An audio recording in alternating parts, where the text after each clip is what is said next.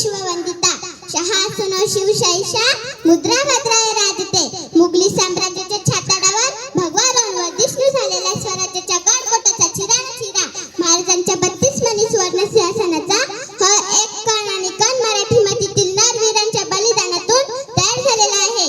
भगवा आमचा झेंडा आणि भगवे आमचे रक्त, भगवा आमचा झेंडा आणि भगवे आमचे रक्त, प्राण देवीने राखीतो आम्ही स्वराज्याची तख्त, आम्ही स्वराज्याची तख्त. सळसळत राहू दे मर्द मराठ्यांचे रक्त, सळसळत राहू दे मर्द मराठ्यांचे रक्त, आम्ही फक्त आणि फक्त शिवरायांचे भक्त, आम्ही फक्त आणि फक्त शिवरायांचे भक्त.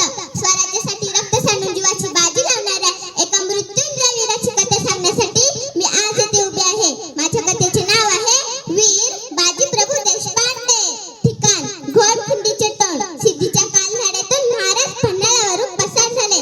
हे करता सिद्धी चौकाला त्या तोरतल्या शिवाजी हाती लागल्याने त्याचे तळपायाची आग मस्तकाला गेली आणि 5000 सैन्य घेऊन सिद्धी महाराजांच्या मागावर सैतानासारखा सुसाट सुटला.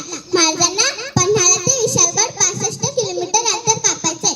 पुढे राहिले फक्त 13 किलोमीटर. तेवढ्यात हे धावत आला. महाराज गणी मागून काही कोसावर पोहोचलाय. सगळ्यांचे चेहरे चिंतातूर झाले. उपाय काय करावा, गनिमाला कसा रोखावा पेच पडला. बाजीप्रभू पुढे आले. राजा, आपण 300 वांदल घेऊन विशाळगड जवळ करा. पोचताच तोफीला 3 दबत्ती द्या. मी आणि फुलाजी 300 वांदल घेऊन हाडामासाची तटबंदी उभी करतो. जीव गेला तरी एकाही गनिमा खिंड पार करू देणार नाही. लाख मेले तरी चालते, पण लाखाचा पोशिंदा जगला पाहिजे.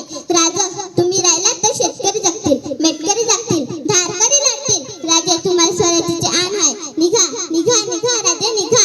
इच्छा नसतानाही महाराज निघाले. बाजी मावल्यांकडे वळाले.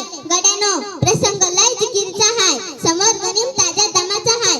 आपण रात्रभर चालून दमलोय. जेवलं कधी आठवत नाही, पण आपल्याला लढायचं आहे स्वराज्यासाठी, महाराजांचा जीव वाचवण्यासाठी. आज जर तुम्ही महाराजांचा जीव वाचवला तर या घोडखिंडीच्या दगडांवर तुमची नावं कायमची कोरली जातील. समोर मृत्यू जरी आला तर त्यांना ठणकावून सांगा, जोपर्यंत तोफांचा आवाज येत नाही तोपर्यंत मला मृत्यू मान्य नाही. बोला हर हर महादेव हर हर. महादेव. पण 5000चा गनिम अंगावर घ्यायचा म्हणजे मृत्यूला कवटाळण्यासारखे. शक्तीपेक्षा युक्ती श्रेष्ठ, म्हणून महाराजांना गनिमी कावाच येथे कामी येणार. नियोजन पक्के झाले. 100 मावळे खिंडीच्या वरच्या भागात दगड धोंडे घेऊन गनिम टिकतील. 100 मावळे खिंडीच्या तोंडावर शत्रूचा सामना करतील. त्यांच्या मागचे 50 राहिलेल्या मावळ्याची जागा घेतील आणि 50 राहिलेल्या चुकून जर एखादा गनिम निसटलास तर त्याला आडवा करतील. लढण्याचा इतिहास आमचा, हरणे माझ्या रक्तात नाही. लढण्याचा इतिहास आमचा, हरणे माझ्या रक्तात नाही. जोवर मैदानात उभा आम्ही, जिंकणे नियतीला शक्य नाही, जिंकणे नियतीला शक्य नाही. 50 वर्षाचे बाजी दोन्ही हातात दांडपट्टे घेऊन रुद्रतांडव करत होते. त्यांचा दरुद रावता पाहून गनिमाचा थरका फुटत होता. मारा, कापा, फोडा, हर हर महादेव हे शब्द जणू मंत्रोच्चार बनले आणि घोडखिंड शत्रूच्या रक्ताच्या अभिषेकाने न्हाऊन निघू लागले. इकडे सिद्धी हतबल होऊन मराठ्यांचे शौर्य पाहत होता. मोरक्या पडल्याशिवाय खिंड पार करणे अशक्य आहे. सिद्धीने इशारा केला आणि गनिमाने बाजीप्रभू भोवती गराडा घालायला सुरुवात केली.